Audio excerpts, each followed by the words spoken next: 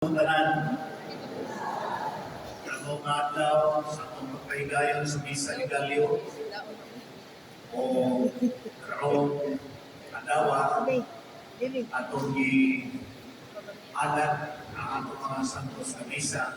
Pagpasalamat tungkol kay nagsingabot na ang anibersaryo na sumaran sa pagkatao sa atong Manginubos Jesus Cristo. Na mo'y naghatag ka na ito paglaon, mo'y naghatag ka na ito o kasiguluhan, o naghatag ka na ito o panigilan isip sa kang misyonero na simbahan.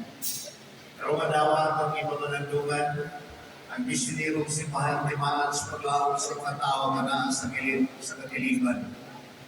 Ito wala hihilhi, ito wala hibawi o hindi sila nagpuyo sa kalisod, nagpuyo sa problema, nagpuyo sa apan bisan pa sila nagpuyo sa katarong, nagpuyo sa iyang mga kinabuhi apan matuon masaligod sa Diyos kung ang ilang kinabuhi ay mong saksi sa tungkuton sa Ginoo na